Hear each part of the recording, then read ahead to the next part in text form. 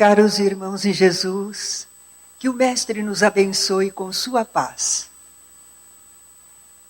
Allan Kardec foi perguntador, não é? Entrevistou os espíritos. O livro dos Espíritos é cerca de 1019 perguntas formuladas por ele. E esta, a questão 922, Kardec queria saber: haverá alguma soma de felicidade comum a todos os homens? Como responderam os espíritos? Com relação à vida material, é a posse do necessário. E com relação à vida moral, é a consciência tranquila e a fé no futuro. Interessante a resposta, não é? E começamos então a pensar, será que somos felizes? Essa felicidade que pode ser comum a todas as criaturas aqui na Terra? O que é necessário para a vida material? Precisamos o que comer, o que beber, o que vestir, ter onde morar, trabalho, saúde para realizar o trabalho, família, afetividade, estudo, lazer também um pouquinho. Quando nós temos tudo isso, acreditamos estar materialmente realizados, seguros e felizes. Mas a vida é uma constante luta para conseguir todas essas condições. Não só conseguir. Depois de conseguir, precisamos conservar, não perder essas condições. Mas pode acontecer um acidente, uma agressão, roubo, assalto, sequestro. Não sei se aqui é usual, mas lá em Campinas tem o sequestro relâmpago, não é? Acontece. Calamidade natural, terremotos, maremotos, nevascas. Não, felizmente aqui no Brasil não tem isso não, né? Mas tem enchentes, desabamentos, seca, incêndios. E o desemprego? O fracasso nos negócios? E aquelas doenças dolorosas, prolongadas, incuráveis? Ou a morte de seres queridos que trazem a viuvez, a orfandade? Às vezes não há morte, mas existe o abandono, a traição. Como nos sentimos sozinhos, como estamos esquecidos, abandonados. Tudo isso são transições da vida. São mudanças bruscas de situações e estados. E quando elas acontecem, nós ficamos atordoados. Como isso pôde me acontecer? E queremos achar um responsável. Vamos fazer de conta que quando alguém na família ficou enfermo e depois veio a morrer, a desencarnar. O pessoal quer achar o culpado, o responsável. O culpado foi o médico que não soube diagnosticar a tempo. Não, o culpado foi o hospital, que não fez o tratamento adequado. E se for na família, um começa a acusar o outro. É você que não cuidou, não é? Tinha que cuidar. Não, porque só eu. Você também tinha essa responsabilidade. E ficamos querendo encontrar o responsável por aquele transtorno, aquela transição que a vida nos ofereceu. No caso de um acidente de automóvel, as pessoas dizem também com essas estradas. O governo não cuida das estradas. Outros dizem, não, foi o motorista que foi descuidado. Enfim, queremos encontrar um responsável quando nos acontecem essas transições da vida. Talvez que alguém pergunte, por que Deus não impediu? Por que Deus deixou isso acontecer? Uma pessoa dirá, foi castigo divino. E o outro responde, não, castigo, eu não mereço castigo divino. E um terceiro ainda dirá, que é isso, pensar a respeito de Deus, vai ver, Deus nem existe. Quantas opiniões, não é? Mas no meio disso tudo, nós continuamos entristecidos, desanimados, às vezes revoltados, desesperados. Porque nós queremos achar uma explicação, uma resposta satisfatória. Nós queremos consolo, forças para poder suportar e superar essas transições da vida. Onde vamos encontrar esta resposta, este consolo? Somente no enfoque espiritual da vida. Somente se começarmos a pensar em termos de imortalidade, lei de ação e reação, que a existência nossa tem uma finalidade maior, é para o nosso desenvolvimento intelectual e moral, é para progresso, para evolução. Somos espíritos, filhos de Deus, seres inteligentes da criação. Nós povoamos o espaço infinito, os mundos, e nós não morremos jamais. Só que agora estamos encarnados na Terra, planeta em que a vida está naturalmente sujeita a vicissitudes. Essa mudança, essa diversidade das coisas que vão se sucedendo. E nada disso é por acaso. As vicissitudes são necessárias, providenciais, estão dentro da lei divina. Elas vão nos fazendo passar por experiências diferentes que nos levarão ao progresso. Com essas experiências nós vamos desenvolver a nossa inteligência e vamos aprimorar o nosso senso moral. Nós chamamos de provas ou de expiações. Provas são aquelas experiências que servem para aprender alguma coisa. Ah, você não conhecia, não sabia, agora você vai ter que lidar. E tendo que lidar com isso, você vai aprender. Me recordo que uma senhora comentava numa das nossas reuniões que teve um filhinho que não tinha condição de se alimentar com o leite e nenhuma das outras formas que ela conhecia. Ela precisou aprender como alimentar uma criança de maneira diferente do comum. Foi um aprendizado de início difícil, mas depois ela ficou experiente. E aí ela podia ajudar outras mães que encontravam o mesmo problema. Ela cresceu no entendimento, na capacidade. Então, às vezes, a vida apresenta para nós coisas novas, diferentes, que parecem um problema, uma dificuldade, mas é para aprender. A prova também serve para exercitar, para nós exercitarmos algum tipo de conhecimento ou de atividade para ficar assim bem pronta para agir a qualquer momento. Como um atleta que exercita seus músculos, não é? Para depois dar a demonstração. Espiritualmente, nós também nos exercitamos em certas experiências da que a vida nos apresenta. Não é que a gente não conheça, mas a gente precisa ficar bem forte, bem exercitado. Ou ainda também, as provas podem nos servir de teste. Eu acho que aprendi a lição. E agora não vou recair nesse problema. Bom, eu penso, eu sinto, eu acho. Mas vamos ver se é verdade? Então eu vou ser submetida a um teste. A situações que vão avaliar como é que eu reajo mesmo. Não é? Se aprendi ou não a lição. As provas são assim neste mundo para nós. Agora, as expiações são diferentes. Porque as expiações são consequências. Nesse caso, nós já havíamos aprendido a lição. Mas nós somos teimosos. Nós, apesar de tudo, a gente ainda quer achar um jeito diferente. Parece que a lei é essa, mas será que eu não posso agir diferente? Nós somos assim meios birrentos, né? Como crianças mal criadas. Então nós reincidimos, insistimos num comportamento que não é o melhor. Mas a lei divina é perfeita e nos dá a resposta de acordo com aquilo que fizemos. Não com o que pensamos, mas com o que fizemos, não é? E aí a consequência é para nós observarmos e constatarmos. E não é que precisa mesmo obedecer à lei. As expiações nos reajustam, nos disciplinam, nos reequilibram.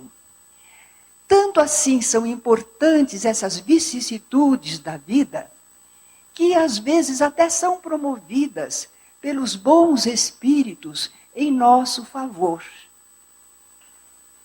Na literatura espírita, através de Francisco Cândido Xavier, encontramos muitas histórias esclarecedoras. No livro Luz Acima, do irmão X, uma historinha. Uma pequena família dos montes italianos, constituída pelo pai, a mãe, um jovem robusto, 2 jovens casadoras e 2 crianças. Todos eles eram muito devotos de Santo Antônio.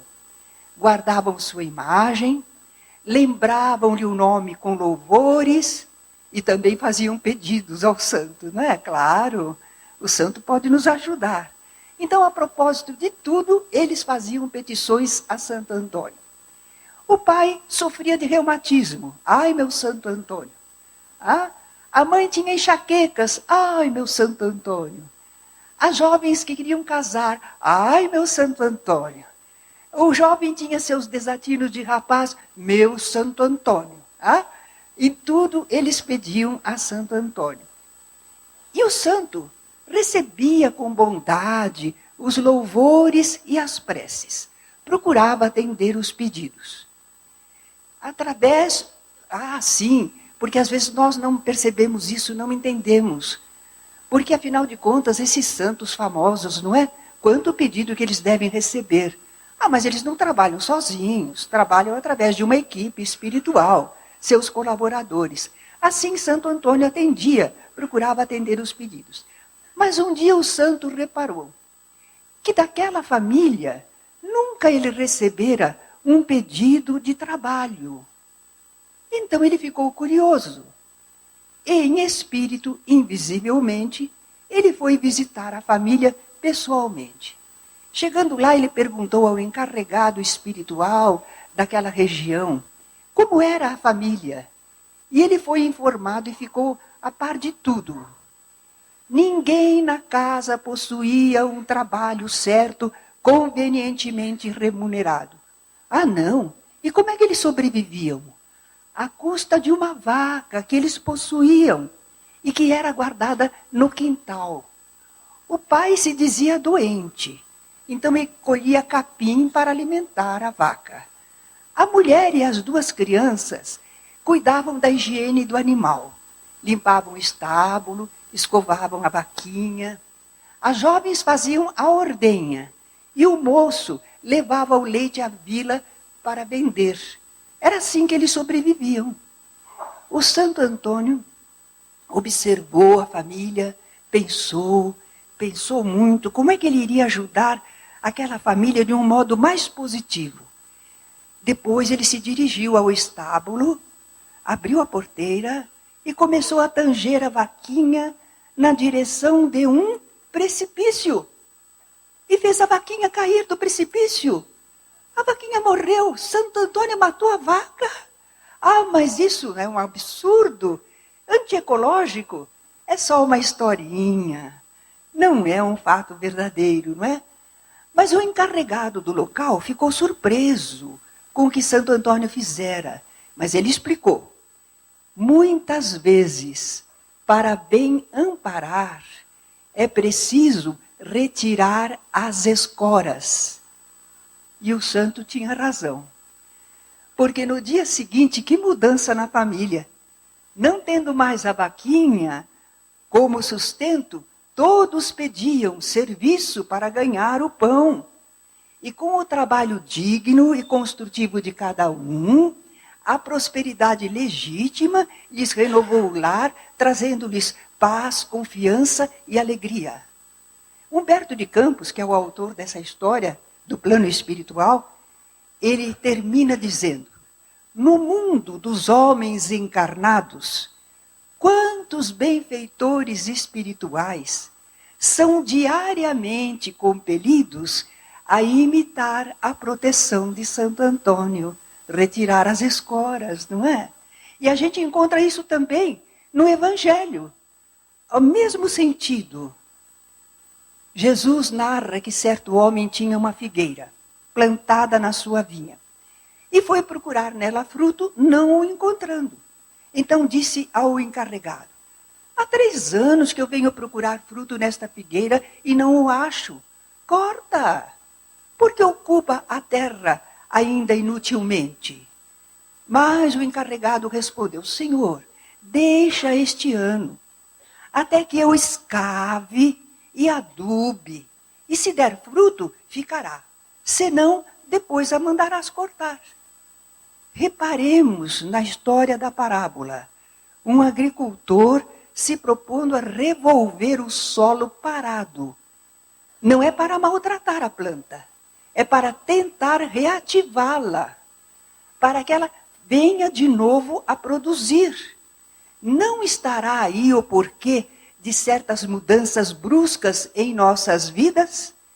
Será que nós não somos como essa planta, acomodados demais, erradamente, sem produzir o que deveríamos produzir? Então às vezes vem o agricultor e revolve a terra, modifica as situações, não é? Na cidade de São Paulo, certa vez, uma jovem ficou refém de assaltante em sua própria casa. Ela foi defendida pelos policiais e um deles era exímio atirador. Ele queria defender a moça e atirou no que ele achou o momento certo. E ele realmente atravessou a cabeça do assaltante com o seu tiro. Só que atingiu também a jovem e ela acabou igualmente morrendo. Por que será que isso aconteceu, não? Que tragédia, que coisa esquisita. A moça dentro da sua casa, o soldado querendo defendê-la, e ela acaba morrendo também. Será que era uma expiação? Vai ver que essa jovem, alguma coisa no passado, tinha que sofrer uma morte assim? Talvez sim, talvez não. Quem é que sabe? A verdade é que nós estamos na Terra. E não é por acaso. E neste planeta, a maioria das pessoas ainda é pouco evoluída. Os indivíduos não sabem respeitar o próximo. Nós não sabemos organizar a sociedade para melhor. Então o que acontece? Muitos elementos ficam marginalizados, deseducados, revoltados. Nós não sabemos evitar que isso aconteça. Ou não nos preocupamos a respeito. Mas quando os desequilíbrios na sociedade se instalam, nós ainda também não sabemos como coibir tudo isso sem violência. Eis aí a nossa situação. Então, às vezes, mesmo querendo fazer o bem, como aquele policial, nós podemos falhar em nossas ações e realizarmos alguma coisa que não é o melhor. Outro fato que li nos jornais, um jovem matou 5 pessoas da sua família. Os pais, a irmã e os avós. Mas ninguém percebeu. Esse jovem, acho que era um doente mental. Estava convivendo com as pessoas normais. Ninguém o levou para tratamento. Se tivessem feito o tratamento em tempo hábil, isso não aconteceria. Será que ele era obsidiado? Estava sofrendo influência de espíritos? Mas a maioria das pessoas não sabe disso, não é? Está faltando esse conhecimento? No meio de acontecimentos assim, que nós não compreendemos, parece que não sabemos solucionar, começamos a nos sentir uns pobres infelizes.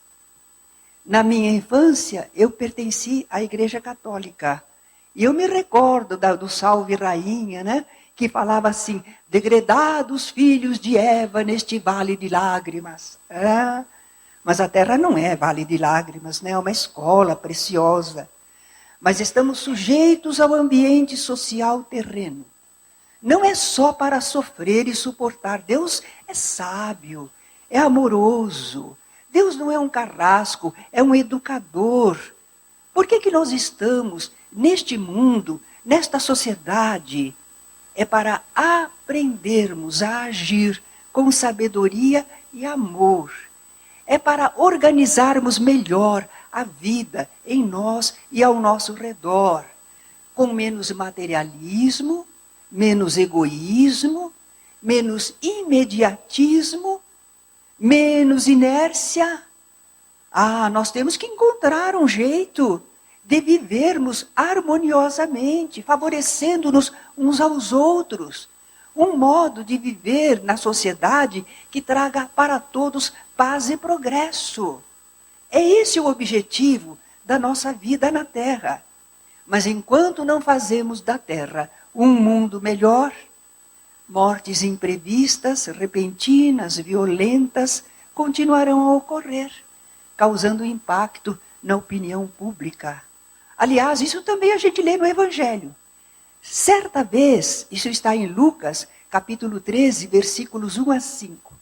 Certa vez, Pilatos mandou matar uns galileus. E quando os soldados romanos os mataram, esses galileus estavam no templo fazendo holocaustos. O sangue deles se misturou com o sangue dos animais sacrificados. Nossa, o que é que eu estou falando? Parece até uma página desses jornais, não é? Que se a gente espremer, sai sangue, não é? Não, mas foi um fato que aconteceu e impactou muito o pessoal na época. Tanto assim que foram contar a Jesus o que tinha acontecido. Como será que Jesus respondeu? Imaginais que esses galileus eram mais culpados de todos os galileus porque sofreram estas coisas? Não, eu vos digo, mas se não vos modificardes, todos de igual modo perecereis. Ou os 18, sobre os quais caiu a torre em Siloé, pensais que eles eram mais culpados do que os demais habitantes de Jerusalém? Não, digo-vos, mas se não vos modificardes, todos de igual modo perecereis. Será? Uns morreram pela espada, outros soterrados, esmagados. 2 tipos de morte violenta, imprevista, repentina. Será que todos os galileus, todos os judeus, iriam ter morte assim? Porque Jesus afirmou, se não vos modificardes, todos de igual modo perecereis. Jesus estava aludindo ao fato de que todos aqueles que desencarnaram não estavam esperando morrer logo. Não. Estavam despreparados espiritualmente para a desencarnação. E é isso que pode nos acontecer. Morrer todos vamos um dia, ninguém vai ficar para semente. Nós todos, de um modo ou de outro, vamos desencarnar. Mas só o corpo é que morre. O grande problema, então, não é desencarnar, nem o modo pelo qual desencarnaremos. Qual é o problema? É este: estamos preparados para partir? Será que nós vamos regressar ao plano espiritual em condições de dar continuidade à vida do lado de lá de um modo satisfatório? Isso vai depender de como vivemos. Mas acontecem tantas mortes inesperadas. Outra notícia contava que um homem que parecia simplório, mas era esperto, inescrupuloso, malvado, enganou muitas pessoas com o conto do tesouro escondido. Ele dizia que ele encontrara um tesouro, mas que precisava certo recurso para poder tirar de lá aquele tesouro. E ele oferecia à pessoa que o ajudasse, que ele recompensaria. E a pessoa, às vezes, dizia, pois não, e entregava recursos para ele. E nunca mais via o homem, não é? Outros, meio desconfiados, diziam, eu ajudo, mas eu quero ir junto. Coitado, esse era pior. Perdia não só o dinheiro, perdia a própria vida. Porque o homem acabava matando, assassinando. O que aconteceu? Como essas pessoas caíram nesse conto do vigário? Porque havia nelas alguma coisa de interesse, lucrar à custa de alguém. Sempre é assim o conto do vigário. Quem é que cai no conto do vigário? É quem quer lucrar alguma coisa. A pessoa está em dificuldades, então eu posso sofrer aí um lucro, conseguir alguma coisa. Eis, pois, que aquelas pessoas, algumas delas, umas perderam só dinheiro e outras perderam a vida. Uma jovem campeã brasileira de surf morreu por overdose de drogas. Ah, é uma perda enorme.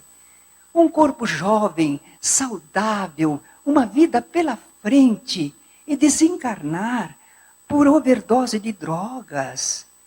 Mas aquelas pessoas que caíram no conto do vigário, essa jovem campeã brasileira de surf, como essas coisas aconteceram para essas pessoas? Foi de repente? Assim, do nada? Não. É que essas pessoas cultivavam um certo modo de pensar, de sentir, de agir, e com esse modo elas se deixaram envolver aos poucos e chegaram a essa situação. Será que eles teriam de passar por esses acontecimentos? Jesus ensinou: vigiai e orai para não cairdes quando em tentação. Olha o alerta, não é? Precisamos estar atentos para evitar. Muita coisa nós podemos prevenir e evitar. Por exemplo, haja sempre corretamente. Vai ser difícil para alguém apanhar você, não é? Com coisas erradas. Haja sempre corretamente. Não se entregue a vícios ou excessos. Não se exponha a maus ambientes e companhias. Ah, que é isso? Ah, em mim nada pega. Eu posso ir em qualquer lugar. Isso você pensa. Mas talvez não seja a realidade. Cuidado com as companhias, os ambientes. Não ambicionar aquilo que não é legal nem justo. Cuidado. Não é legal, não é justo, não é bom, não queira. Ah, evite tudo isso. Não acumular excessivamente posses e bens e nem os exibir. Eu me recordo que, quando eu era jovenzinha, as senhoras tinham o costume de exibir suas joias. Aquelas correntes de ouro, anéis de diamante. Ah, a pessoa gostava de exibir as suas posses. Mas olha, hoje em dia, esconde, não usa não, bijuteria. Põe uma bijuteria bonita, enfeita, e você não tem o problema de atrair os cobiçosos, não é? Então nós temos que aprender a não acumular excessivamente e não exibir posses e bens. Estamos aprendendo um certo desprendimento, meio forçado, né? Mas estamos aprendendo.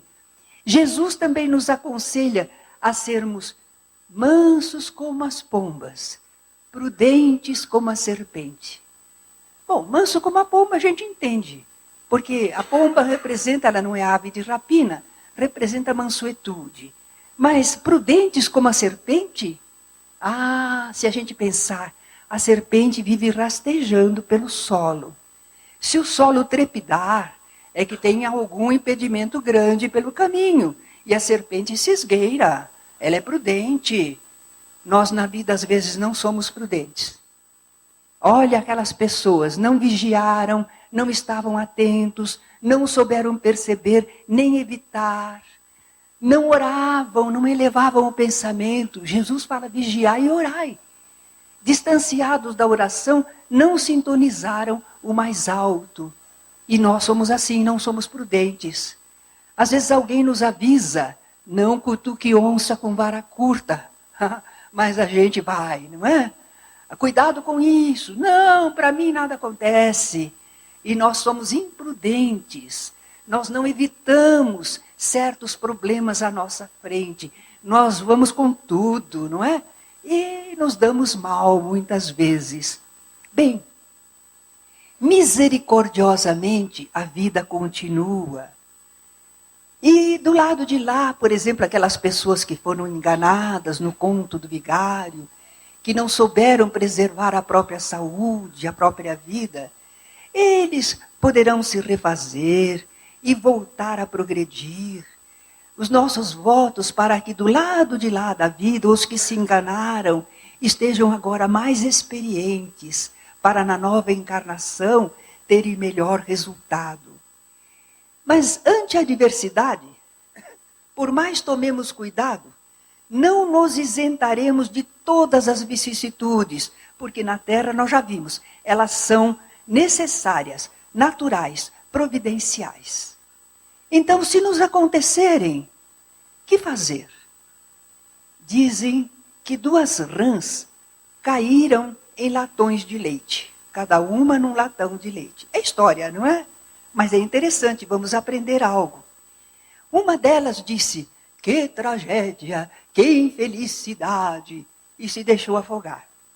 A outra disse, não, eu quero viver, eu vou lutar. E começou a bater as patinhas, até que condensou um pouco mais o leite, né, a nata, e fez uma certa resistência, e ela pôde saltar para fora do latão. É interessante. Nós temos que superar pela atividade perseverante no bem, aquilo que nós sabemos e podemos fazer, as dificuldades que se apresentem. Gonçalves Dias, Canção do Tamoio. Não chores, meu filho. Não chores, que a vida é luta renhida, viver é lutar. Se a vida é combate que aos fracos abate, aos fortes, aos bravos, só pode exaltar. Eis aí, né, o poeta nos concitando a luta corajosa, a empregarmos as nossas forças para superarmos as dificuldades. Nós, às vezes, não sabemos viver lutando para conseguirmos superar as dificuldades. Mas também haverá situações que, por mais a gente lute, sozinhos nós não conseguiremos mudar. O que fazer? Calma, paciência, aguardar confiante, fazendo aquilo que nos é possível, enquanto Deus está agindo. Emmanuel, através de Chico Xavier, nos disse, Deus tem estradas, onde o homem não tem caminhos. A gente não vê nenhuma solução. E, entretanto, para Deus, há outras possibilidades que nós não estamos vendo. Certa vez atendemos uma família que tinha 2 filhos jovens, e um deles era problema, inimigo dos pais. Era terrível, ameaçava até pôr fogo na casa. Uma coisa inexplicável. Problemas do passado, quem sabe. E nós não víamos como podíamos ajudar. Pusemos o caso em oração. Bom, continuamos orando. De repente, uma família amiga, que tinha um filho jovem, que era companheiro desse jovem rebelde, gostavam muito dele e pediram aos pais, você deixa o seu filho morar conosco? Porque ele é boa companhia para o meu filho. Aquele jovem era bom para todo mundo, só não era bom com os pais. Havia uma pendência do passado. E os pais permitiram. E lá foi o jovem morar com a outra família e apaziguou por algum tempo até que houvessem modificações diferentes. Quem poderia supor que havia o caminho de uma família amiga convidar o jovem para morar com eles? Isso não estava na cabeça de ninguém. Deus tem estradas onde o homem não tem caminho. A propósito, então, de nos orientar nesse sentido, os bons espíritos nos mandam algumas histórias. Alguns segundos. Um homem em penúria caminhava faminto à margem do rio, nervoso, impaciente, reclamando de tudo e de todos. Mas ele percebeu, havia ali uma cédula. Ele se abaixou, pegou, começou a desenrolar. Era só metade de uma cédula. Esse pessoal inconsequente, que é capaz de rasgar dinheiro, mas que coisa horrível, e a gente aqui, nesta miséria, neste sofrimento. E continuou a seguir o seu caminho, jogando um pedacinho de papel fora. Mais adiante, ele vê outra cédula. Apanha pressuroso. Era a metade da cédula, que ele não teve paciência de esperar, não é? Às vezes a pessoa não sabe esperar alguns minutos, alguns segundos, quem sabe alguns dias. Por exemplo, ficou desempregado. Não apareceu o serviço ideal, mas apareceu um serviço lá menos remunerado. A pessoa diz assim, não, isso é pouco, não me serve, despreza. Mas às vezes, aceitando aquele emprego, dali surgiria outra oportunidade, a continuidade. Mas a pessoa não quis esperar, não soube esperar. Às vezes não valorizamos, nem aceitamos o pouco que nos vem agora. Valérian conclui essa história dizendo que há sempre socorro às nossas necessidades. No entanto, até para receber o auxílio da divina bondade, ninguém prescinde da calma e da paciência. Uma outra historinha, para nos estimular a sermos pacientes, compreensivos diante das dificuldades. Um bem-sucedido fabricante de casimiras. De repente, os negócios sofreram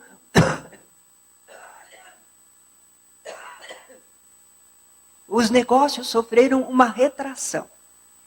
E ele começou a receber cobranças. Ele era um homem honesto, um negociante, que sempre cumprira os seus compromissos.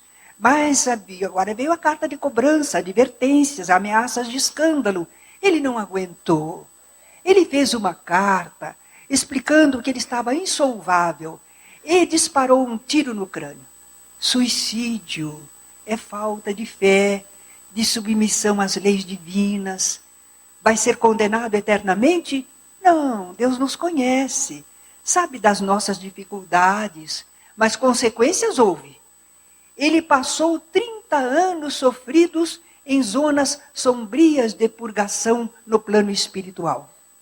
Mas acabou sendo socorrido, reequilibrado, e foi permitido que ele voltasse em espírito à cidade onde vivera. Que surpresa quando ele observou que a fábrica ia muito bem.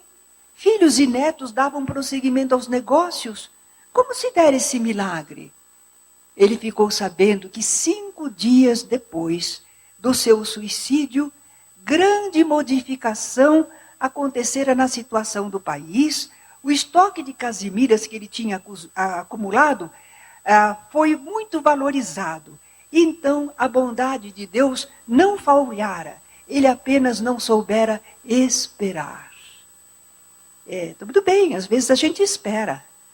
Mas parece que a vida não muda, os problemas continuam. E se não mudar mesmo? Terá faltado a proteção divina? Ah, não. Nós temos então aquela história de Saturnino, um espírita, homem bom. Ele trabalhava numa fábrica. E num daqueles dias, ele estava operando uma máquina e a máquina apanhou o braço dele, o braço direito. Feriu muito. Ele foi socorrido, ajudado por todos. Ah, mas o braço ficou muito ferido. Uma cirurgia feliz restaurou o braço. Agora ele perdeu o polegar do braço direito, da mão direita. Bem, Saturnino sorriu resignado. As pessoas diziam: nossa, olha o Saturnino, que é um homem tão bom, que vive fazendo a caridade, ele é espírita, ele segue bem a religião. Por que isso foi acontecer com ele? Saturnino estava dizendo: não, Deus sabe o que faz, não é? Agradeço a Deus por tudo. Mas no fundo ele estava triste.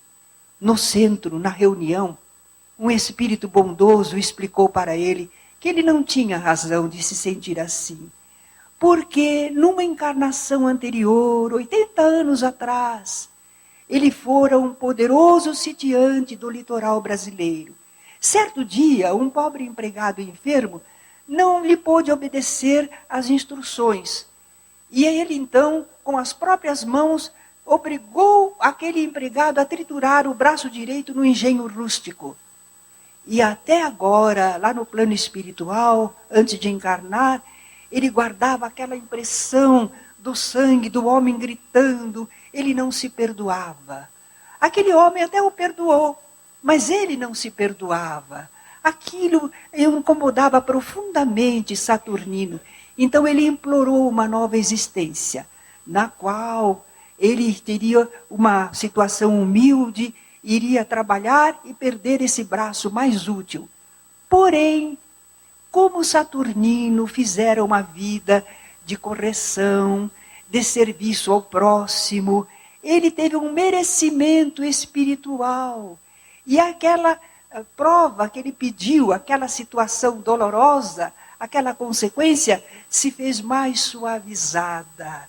Ele não precisou perder o braço direito como ele mesmo queria e programara, mas apenas o polegar da mão direita, pelo merecimento do bem que ele fizera. Agora Saturnino realmente compreendia, sentiu-se reconfortado e quando voltou a trabalhar, agora sim ele falava de coração, sinceramente, graças a Deus. Então, o merecimento do bem que nós realizarmos poderá suavizar as consequências dos nossos erros, não é? E se foi por nossa falha que alguma coisa aconteceu, como no caso do Saturnino, não vamos mergulhar no complexo de culpa, no desespero.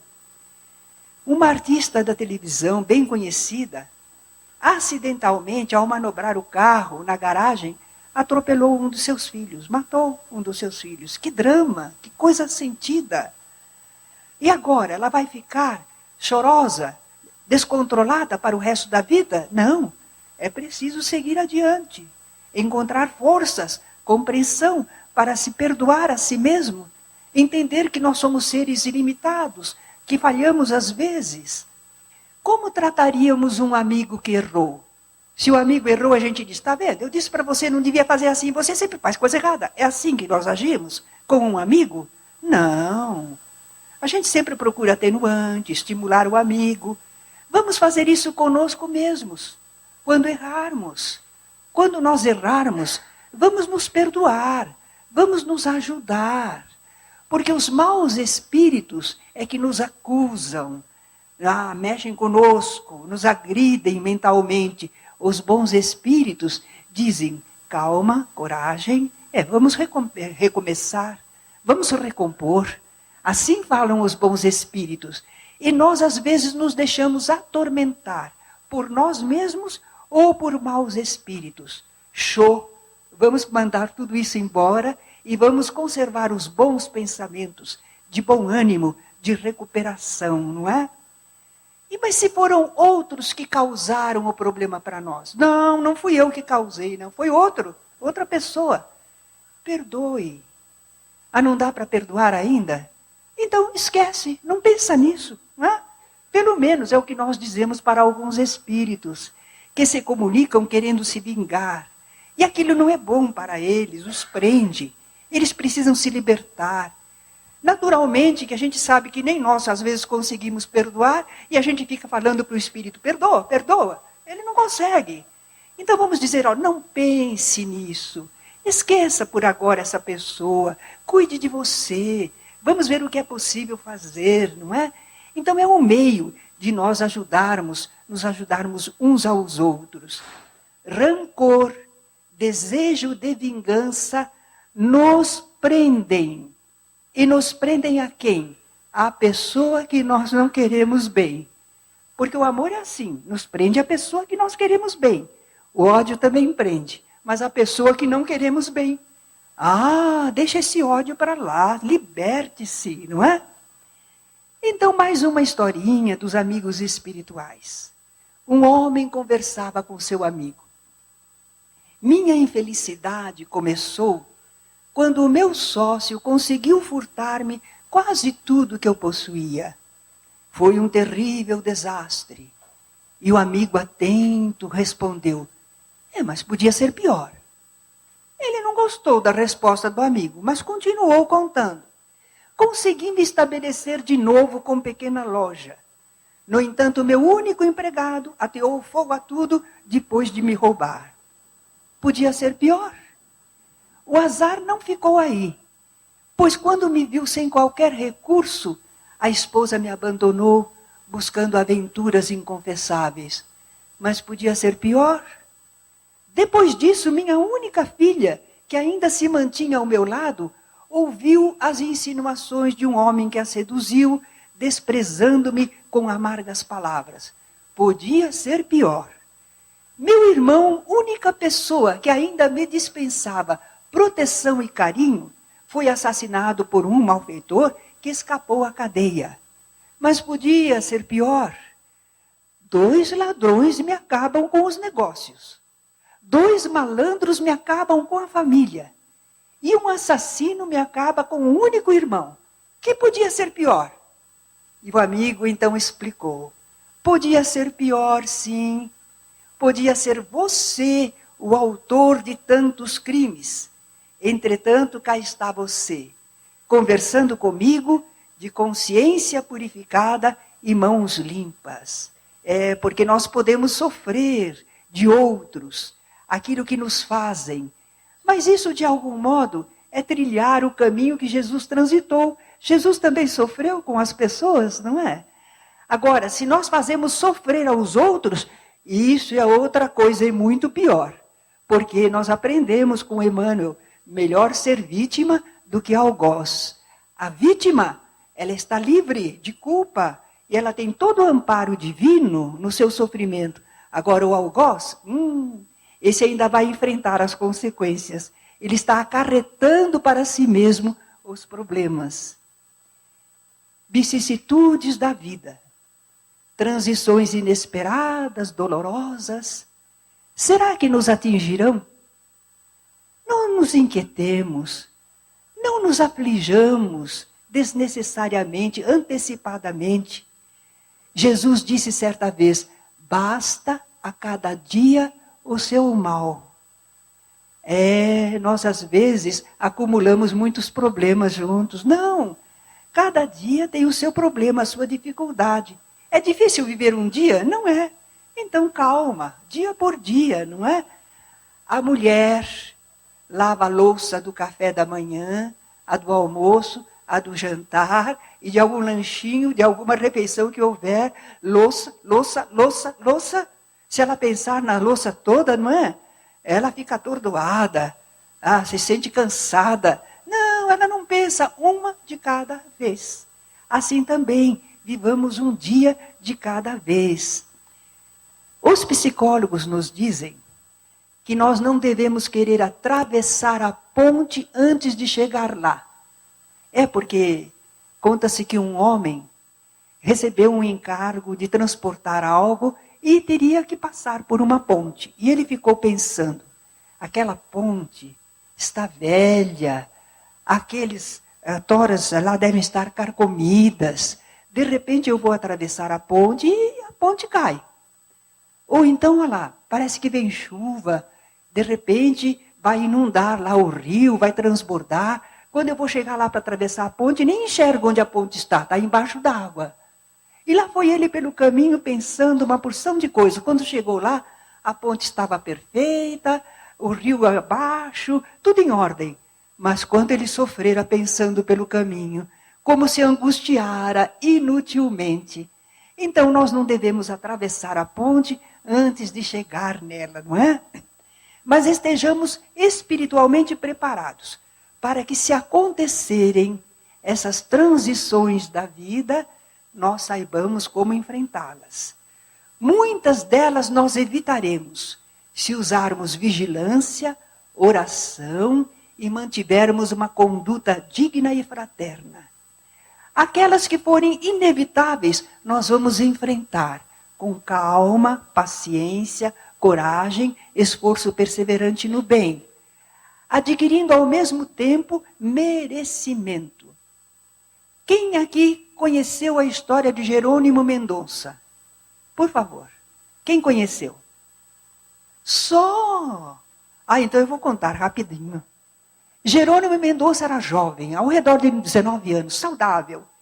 Felizmente ele tinha acabado de conhecer espiritismo.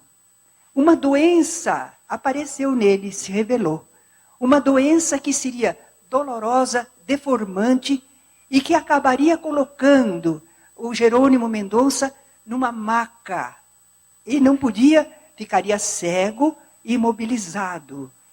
Começou em pequenas manifestações, mas ele desde o começo não perdeu o bom ânimo. Certa vez ele gostava muito de cinema e ele estava na sua cadeira de rodas, ainda estava em cadeira de rodas. Ele foi assistir e o vento levou. E estava lá no escuro assistindo o filme e a sua cadeira estava colocada no meio da passagem. Entrou uma jovem atrasada, esbarrou nele, disse, também esse aleijado está sempre aqui. Ele disse, minha filha, você também não para em casa? Ele tinha extremo bom humor, não é? Ele dizia, o Divaldo é muito aplaudido, mas eu saio carregado. Ele era extraordinário, cantava, contava histórias e fazia pregações doutrinárias muito lindas, superando todas as dificuldades.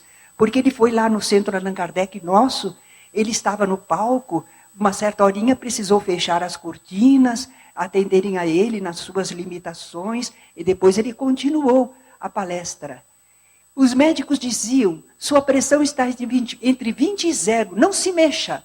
E ele ia deitado na maca, numa Kombi, e viajando e realizando as tarefas. Naturalmente que ele tinha sonhos, desejava realizar alguma coisa, pois ele conseguiu fazer uma creche em Ituiutaba, Minas Gerais, a terra dele. Ele escreveu livros ditando, as pessoas registravam, e publicou discos também, ele falando, gravaram. Então ele fez muitas coisas. Será que ele estava em expiação com aquela enfermidade terrível? Provavelmente sim. De um lado, expiação. Mas de outro lado, ele tinha a possibilidade de trabalhar, de servir, de realizar. Ele não ficou só curtindo a expiação. Ele começou a realizar as tarefas que ele podia realizar para o bem. Assim, dessa maneira, ele abriu um caminho novo na vida. Não precisamos apenas sofrer, não precisamos apenas ficarmos os pobres infelizes no mundo. Nós temos muitos recursos e possibilidades. Vamos utilizá-los para o bem. Jerônimo Mendonça foi um grande exemplo para nós. Emmanuel diz, não importa o que lhe aconteça, mas como você reage aos acontecimentos. Como a doutrina espírita tem esclarecimentos, não é? Não só pela obra de Allan Kardec, mas estas mensagens mediúnicas que vêm do mais alto.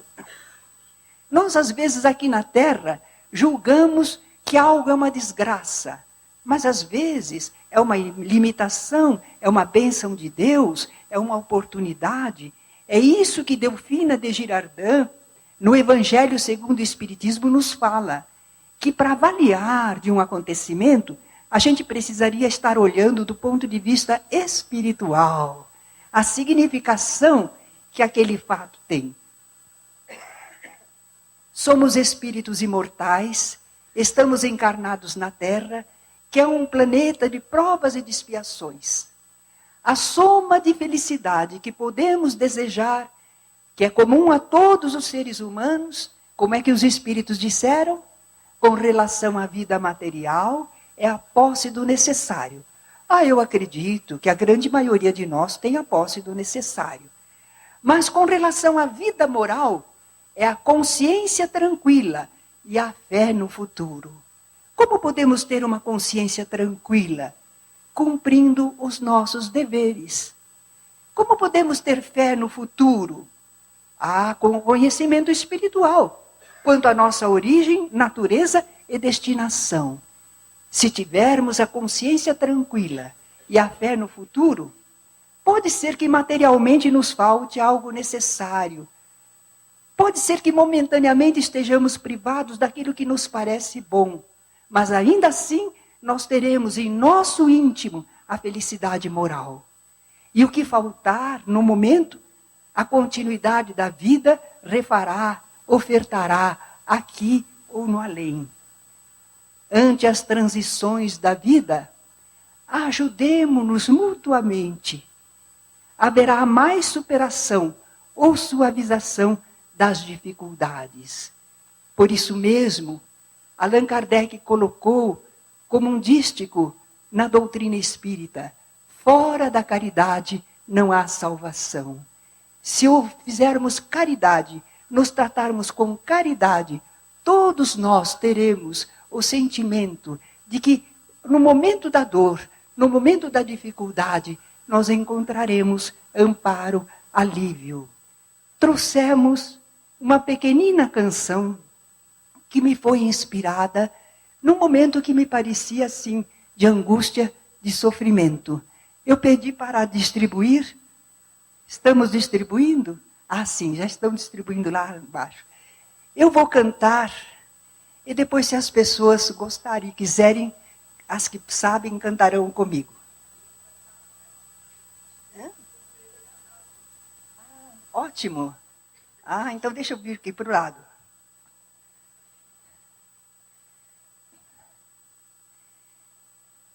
Deus sabe todas as coisas, sabe o que sofres também. Deus sabe todas as coisas e o que mais te convém.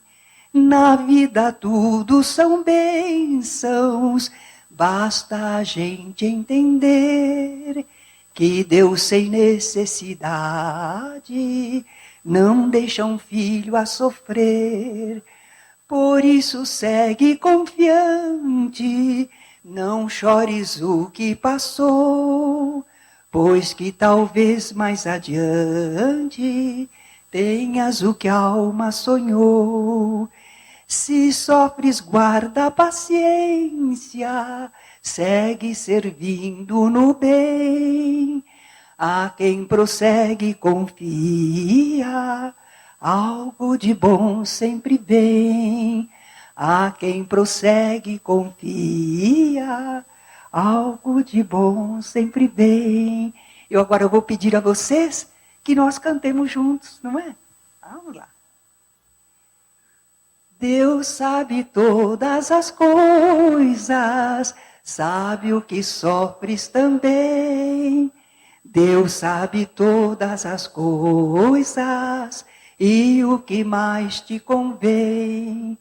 Na vida tudo são bênçãos, basta a gente entender que Deus sem necessidade não deixa um filho a sofrer.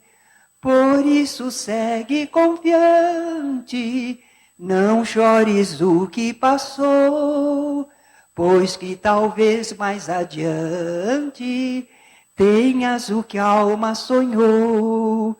Se sofres, guarda a paciência, segue servindo no bem. A quem prossegue confia, algo de bom sempre vem.